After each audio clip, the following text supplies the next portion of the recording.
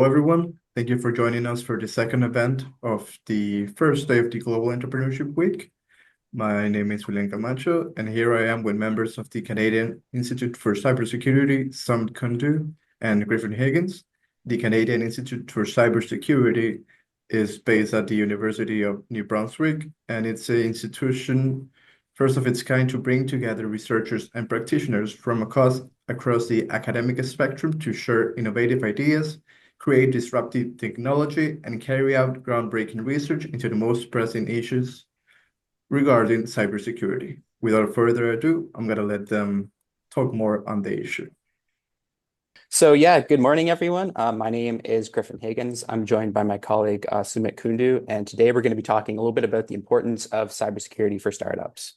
But before we introduce ourselves a little bit more, we are going to hit the nail right on the head this morning and tell you exactly why cybersecurity is important for startups. So when we think about this problem, we start to understand from various kinds of reports that out of all of the total breaches, 43% of them have occurred in small businesses.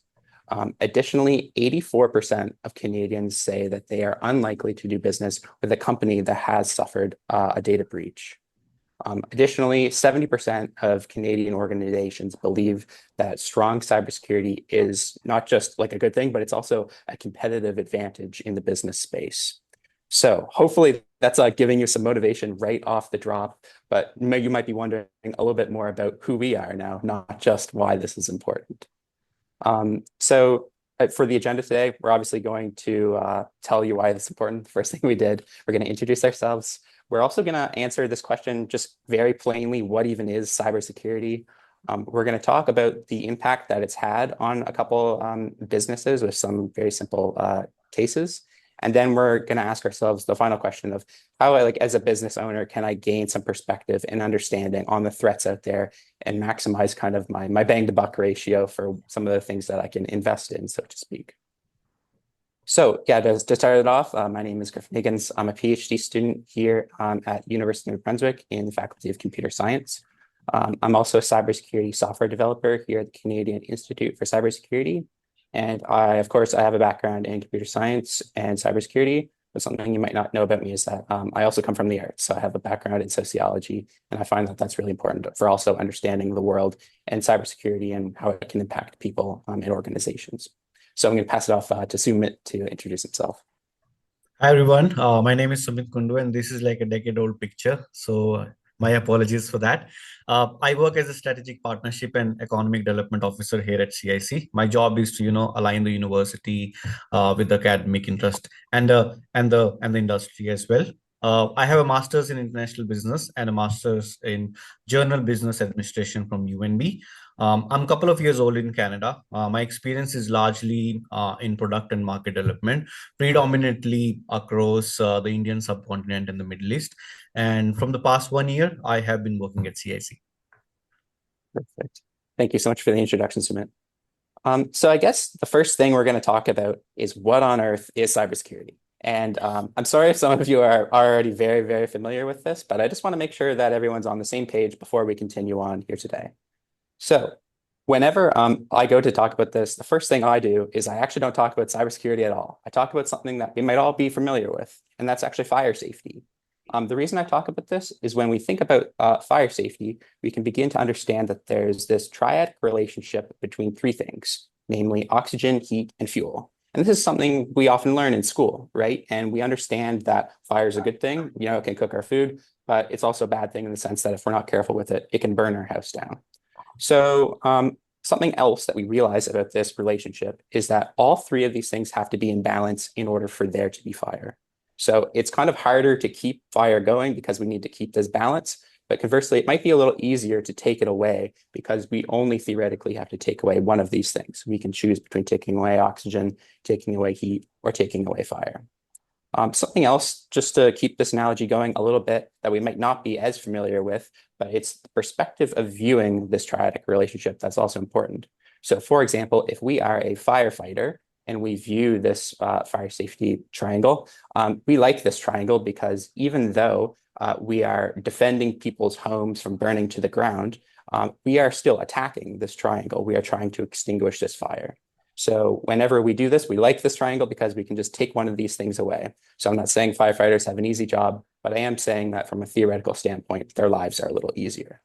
We can also think about this not just as firefighters, but we can also think about this as an adversary, right? We can think about this as an arsonist. And we can also understand that this person, even though they're in this kind of attacking role, they're trying to burn our house to the ground. We understand that they actually have a harder time theoretically, because in order to do so, they are the ones that have to keep all three of these things in balance. So that's kind of a little bit about how we might think about cybersecurity, because it turns out that we have this exact same relationship. And it comes in the form of something that we know as the CIA triad. And it's not the Central Intelligence Agency in the United States. It's for confidentiality, integrity, and availability. So these are the three key parts that form this triadic relationship in this scenario that cybersecurity professionals care a lot about. And we provide these things with things like encryption so that people can't just read your emails. Your emails will stay confidential. We provide integrity so that people can't just change your emails in flight with things like hashing. And we are also very concerned about the availability of information so that when you actually go to google.com, like stuff actually starts working and you can actually start making searches in reasonable amounts of time. So that's kind of a very high level overview of some of the things that we might care about. And hopefully as small business owners, you might also care about. But when we think about the actors in this scenario, we can also understand that the roles have reversed. So unfortunately, the attackers now have this very easy job where all they have to do to impact data and information services, digitally or electronically speaking, is to just take away one of these things. Versus as a defender and as a cybersecurity professional, we can understand that our roles are actually much more difficult, because just like the reverse in the other slide, we have to keep all of these things in balance, or else we don't have any cybersecurity for data and information services. So that's just kind of a very quick high-level overview on what cybersecurity is before we start moving on to talk about how we can gain some perspective on it and how it actually has impacted some businesses in the past. So with that being said, I'd like to pass it off to my colleague, Sumit. Thank you. Thanks, Griffin. So in the next few slides, we'll try to understand what is the impact of cybersecurity on small businesses, and we'll try to understand that through a couple of case studies. So we'll talk about the first case studies, which is code spaces. Okay, so what it is that code spaces was doing. So code spaces was an organization which was founded in 2009. It was largely a cloud hosting and a project management service startup, and it was gaining a lot of traction from the small and the medium scale businesses. And the reason it was gaining a lot of traction from those businesses, because they had an interactive user base, a very flexible pricing point, and in the market they were giving sort of an alternate to GitHub. At their peak, they were giving a 99% uptime reliability. So far, uptime reliability is when a hosting platform says that number of times or a percentage of time it stays active during a period of 30 years. So a 99.90 uptime reliability means in a span of 30 days, they will stay operational all the days except the 40 minutes when they will have a software or hardware upgrade. So in a hosting platform, a 99.90 uptime reliability is quite good. And during their peak, they had customers from numerous countries, and they were known in the market for a safe, reliable, and secure platform for tech. For tech community to come and collaborate. Now, we'll talk about the attack, how it unfolded, and how the attack impacted the company as a whole. So on June 17th, 2014. And the reason I mentioned the date is because it all unfolded very quickly for them. So June 17, 2014, the company's AWS control panel was attacked by attackers, And rather than trying to negotiate with the attackers, the company decided that they will trying to regain the platform by changing the password or gaining access to the platform. That aggravated the attackers even further, and which resulted in deleting the core infrastructure of the company, which included EBS snapshot, S3 buckets, and machine instances. So the attack happened on June 17th, and June 18th, the primary system and the backups were completely destroyed. So to say, the digital footprints of the company were absolutely destroyed. So in the aftermath, like I said, June 17th, the attack happened. June 18th, company had to, release a regret letter to all its consumer, to all its user, that the nature of the attack has been so catastrophic, the breach of data and the loss of data has been so comprehensive that there is no way for them to recover and stay operational. And within a span of 24 hours, the company had to shut shop again, without trying to create a lot of fear. What we're trying to do through this case study is understand what went wrong, understand how we can learn from their mistakes. So in this case, a lot of mistakes were made with respect to how the company is operational. And a lot of good lessons can be learned for upcoming startups, with respect to the things they can do. Moving on to the next slide. Okay, so when it comes to the key mistake in case of code spaces was the single point storage and insufficient safeguards. So when the attackers gained access to their platform, to their data, code spaces didn't had enough backups. Code spaces didn't had enough multi-factor authentications. In the cases where companies have where company has multiple backups, we have seen the cases that even despite an attack, they're able to rebuild their platform, they're able to sustain.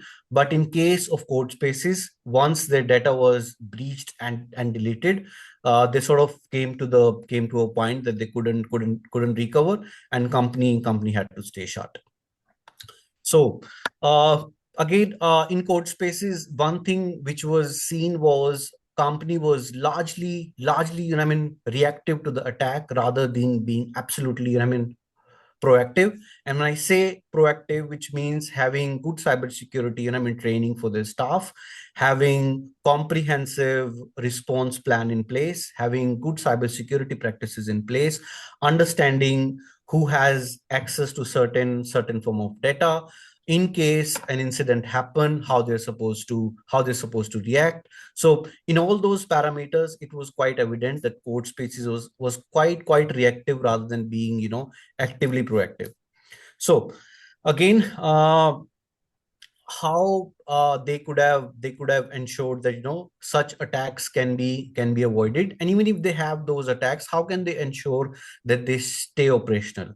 So one of the key lessons that we can learn from this is, in case of code spaces, they didn't sort of had a response action plan, and when they went under attack, they started doing things which were made more sense to them at that point of time.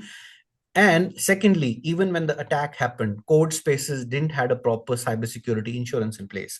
Having a cybersecurity insurance ensures that yes, you're under attack, you have lost a certain amount of your data, but you are financially capable to recover, reconstruct your platform, and stay operational. In case of code spaces, they didn't sort of had any cybersecurity insurance in place. So again, that's one thing that we can learn from the case of code spaces, that always have backup, have a response plan, and understand that the cybersecurity insurance is something that you do at the start of the business, not at the time when you have an attack. So from this, we'll move on to another case study.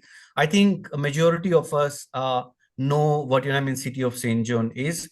So we'll just talk very briefly, like with respect to number, how integral this particular organization is for the community. So they employ close to 1,000 people.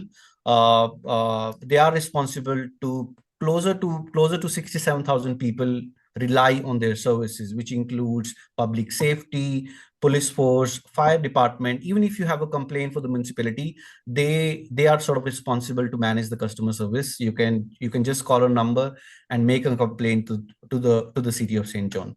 Again, with respect to the budget, they're responsible for managing a budget which is 166 million. So it's quite an integral and important organization, despite being qualifying as an SME. It's quite an important organization. So now we'll talk about the attack. During the month of November 2020, City of St. John's, system, which included their website, including their emails and their payment gateway, was sort of, facing technical difficulties. Initially, it was understood that it was only a technical lag, but later on it was confirmed that it's a ransomware attack. The attackers demanded somewhere between 17 to 20 million dollars. But the city decided that rather than paying the ransom, they would rebuild their entire platform, rebuild it from scratch. And in hindsight, it turned out to be the better decision, because if you look at the aftermath, the attackers were demanding somewhere between close to 17 to 20 million dollars. But when City of St. John reconstructed their entire platform, it costed them $2.9 million. So again, another lesson from this is your entire effort should be in a direction that you avoid the cybersecurity attacks. But in case there is an attack, do make sure that you have a cyber insurance in place. In case of City of St. John's, they had an insurance. Close to 85% of the reconstruction cost came from the insurance, and roughly close to 400K was paid by the citizen. Again, it was a good decision to reconstruct the platform right from scratch. They could understand their loopholes. They could understand what's the importance of cybersecurity, and they could rebuild the entire platform at a much smaller cost than they would have done otherwise. But if I compare the two case studies, City of St. John was in this position largely because they had an insurance in place. So always have a cyber insurance. Again, we'll talk a bit about the mistakes, the mistakes which were made, and the lessons that could have been learned. So moving on to the next slide.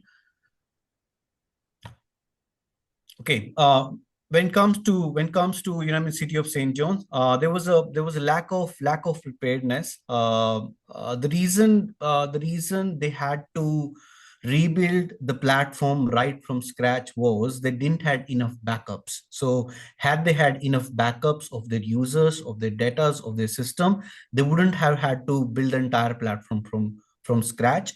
Second thing which came forward was they didn't had a proper incident response plan. An incident response plan basically includes, in case of an event, who's responsible for what, when it comes to your data, when it comes to your platform, when it comes to your softwares and hardware, who has access to what. So that all is incorporated as a part of your incident response plan. And City of St. John's didn't have that.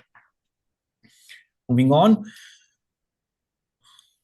Again, that can be said for a lot of organizations of that scale a decade back, that a lot of systems were not upgraded.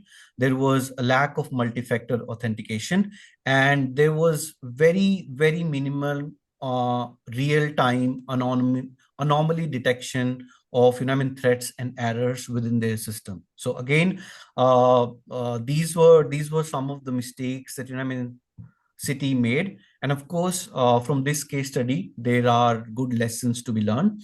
So if we see from the time City of St. John had an attack to the time now, I think one of the biggest change that we have seen here in the province is a comprehensive training plan. Now the City of St. John has a comprehensive training plan.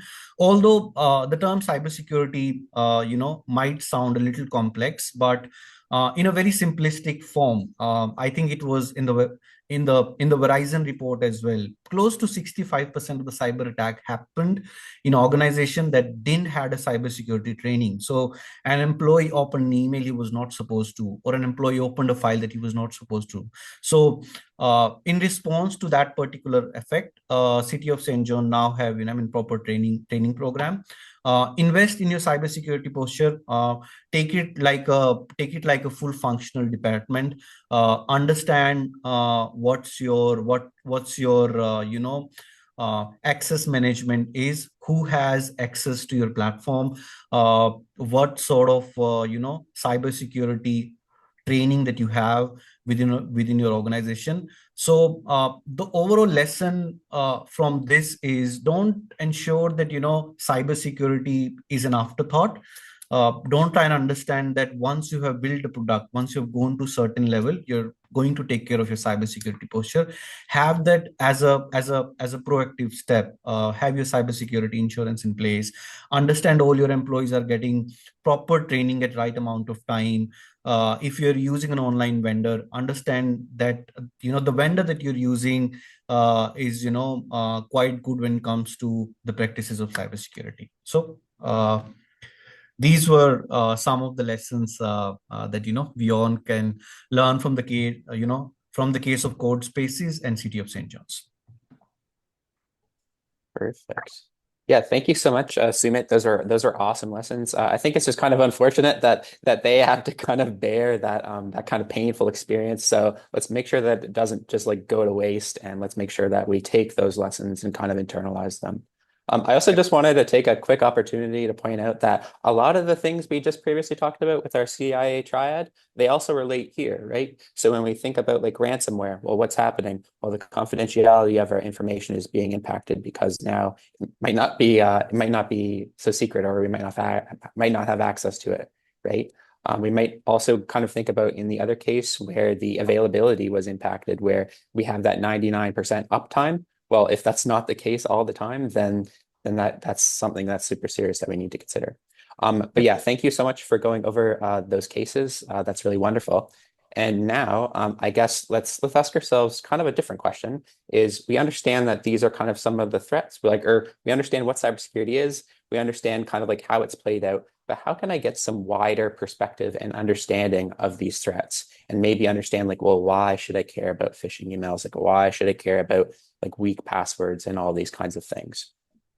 So before we start answering these questions, I want to kind of give like an overview of something that in true academic fashion that I looked at as part of my master's work. So during that time, I was able to look at something called cyber threat intelligence frameworks. And these are very beneficial, I think, not only for cybersecurity professionals, but just for business owners to kind of understand, okay, like what should I invest in and how should I understand what's happening to me? So in these frameworks, we have two of them. On the left is the pyramid of pain, is what we call it. And then on the right is the cyber kill chain. So both of these frameworks are really important for us because they help us understand things about things that adversaries are going to do as they step through an attack potentially against our small business.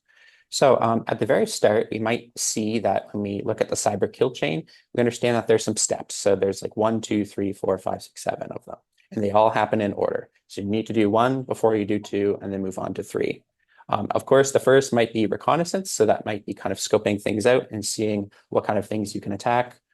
Second might be like weaponization, delivery. So this might be like the phishing email, exploitation, installation. There's different steps. I'm not here to kind of like needle these into you today, but just know that like attackers need to do certain things before they move on to do other things.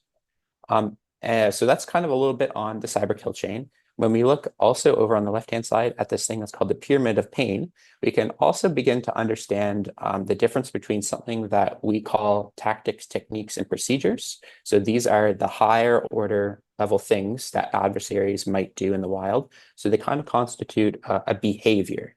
And that sits at like the very top of this pyramid.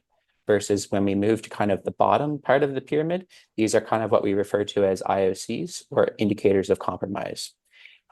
We don't really need to worry too much about the hash values and the IP addresses and things like this. But just know that it's very easy for an adversary to change all those things that we call indicators of compromise. You can always get a new IP address. You can always perturb a little piece of a file and get a different hash. You can do all these things, and that's very trivial to do. But when we think about the higher level behavior, that's actually very hard for adversaries to kind of change. And it's also expensive for them to change. Likely what adversaries do is that they try out some of these tactics and techniques on a business, and then if they don't work, they just move on to the next business. Usually they're not going to sit there for years and years and years and try and figure out how to do the thing. They're just going to move on to different targets, and because they're in a sense a business too, sometimes they have goals and thresholds they need to meet. So moving on to different targets is more beneficial for them. So now that we understand a little bit about cyber threat intelligence frameworks and kind of like how they fit in a little bit, we're going to move on to this thing that's called MITRE ATT&CK.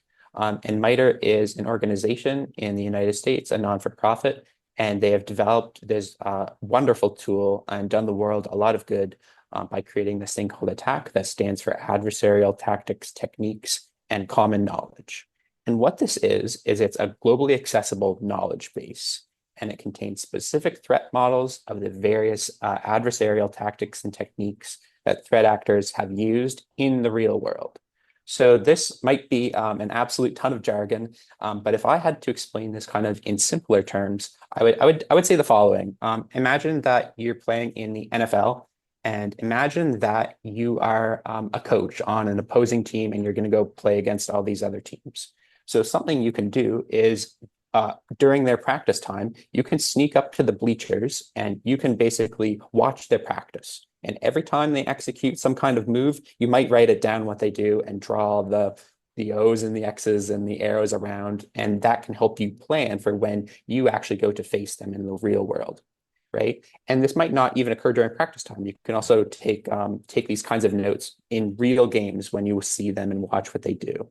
So that's kind of what this is. It's basically just like the cybersecurity version of this, where we go and watch what adversaries do in the real world. We record it in our little notebooks, and then that way that we can take that information and help defend against it when we see these people doing similar kinds of attacks. So at a very high level, that's what ATT&CK is.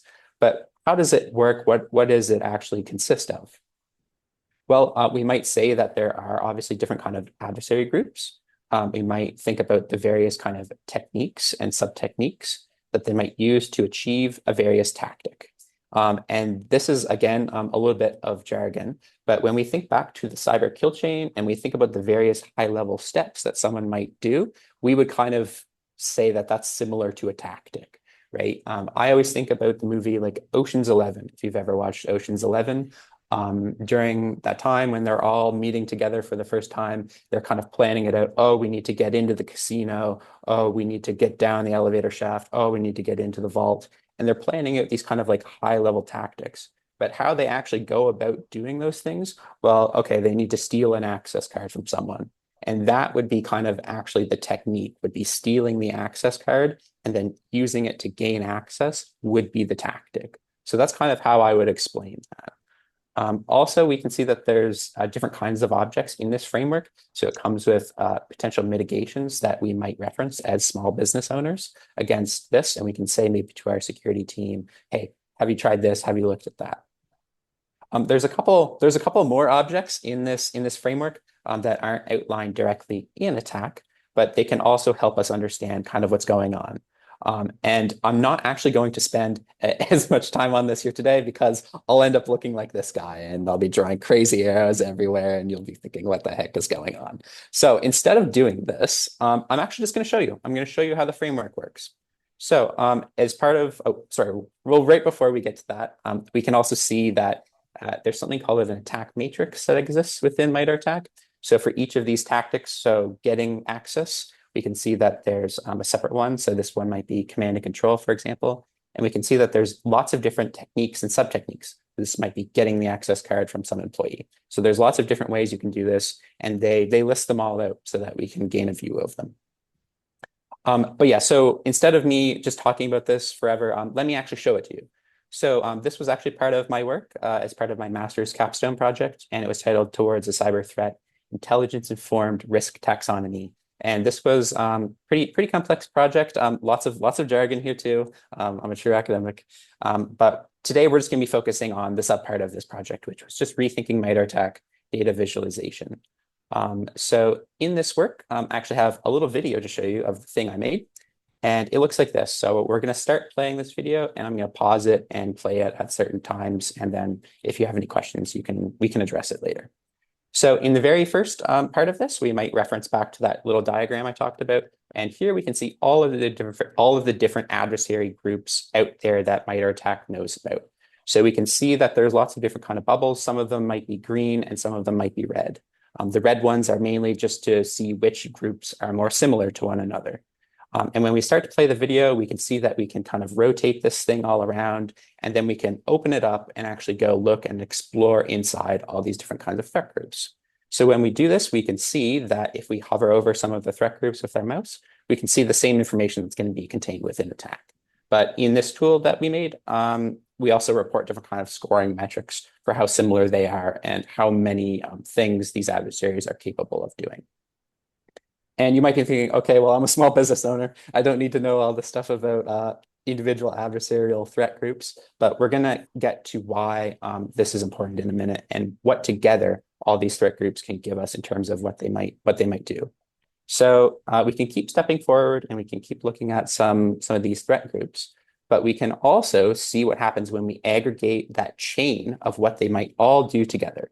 So this graph that we're about to look at is really important because we can see it almost resembles a little bit of that thing we talked about with the cyber kill chain, where we might see all the different nodes or the starting bubbles be individual things that a threat actor might do.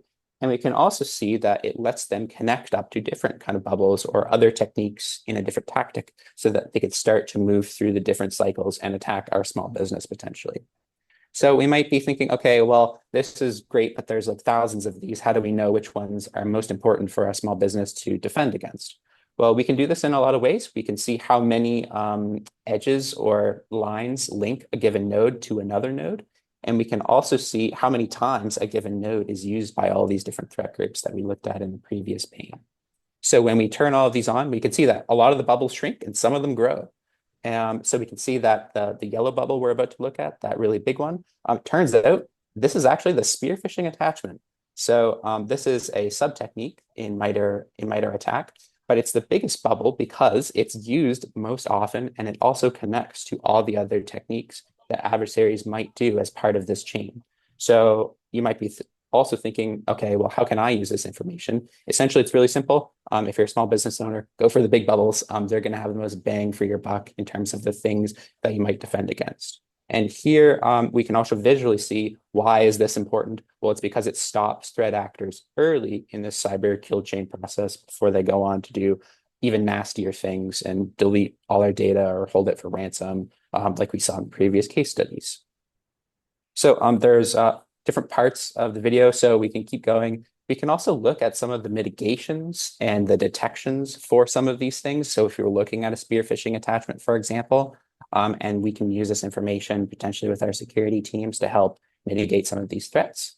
And we can also start to filter out some of these things. So if we are a bank and we are interested in looking at only threat groups that are looking at my bank and targeting banks, we can do that. And then we can see that that graph changes a little bit when we only consider these threat groups. So we might adapt this tool for our small business. We might also take out this description and go back and see all the threat groups. But we might also just change out the size and just say, hey, give me the biggest ones. And when we do this, we see something very interesting. And that is that this chain becomes a lot more apparent when we look at just the bigger threat groups. And we can see that we can really see this kind of behavior of the chain, where if we can cut off one part, it'll stop people from potentially getting deeper in the chain to do nastier things to us. So yeah, and I think there's a little bit more of the video if we keep going on. I think I'd just start to filter it based on some of the things that people might do and the various attacks. So that's just a little bit on this project and kind of helping us as small business owners understand what some of the things adversaries might do in the real world against us and why certain things are more important to protect than others. I say all this, and then my next slide is, of course, the big takeaways. But from the demonstration, we can also conclude that some of these threats are more common. So we might say that more threat actors might use this kind of spear phishing attachment as opposed to more obscure things. So if we're a small business owner just trying to maximize our bang to buck ratio in terms of what we really should invest in, maybe we want to go with the spear phishing attachment training, right? You might also say that some threats are more impactful. So even if some things occur often, maybe they don't matter quite as much. But there are a few things that if they happen, they let adversaries just go through this huge chain or do something really terrible to our small business. So with that being said, that's just one way that we might start to think about these things. I know a lot of us probably already know the common ones. Like I went over many times in this presentation about the spear phishing attachment, but there's other ones like weak passwords, obviously are going to allow attackers to gain access and move through a network, making sure that and move laterally to other machines in a network. So making sure that all of that is locked down is also extremely important. So with that, I'm going to pass it off to Sumit to talk a little bit about our membership models. Yeah. Thanks, Griffin. That was really insightful. And to everybody on the call, there are a number of ways through which we have people both from academic and the corporate sector working with us. So if you're a student or a researcher, get in touch with us. Our CIC membership is available to you at no cost. When it comes to students and student and the research community, there's a lot that you can learn by being associated with us. We release data sets from time to time. We release CIC newsletters as well. And so with respect to knowledge sharing, there's a lot which is done here at CIC as well.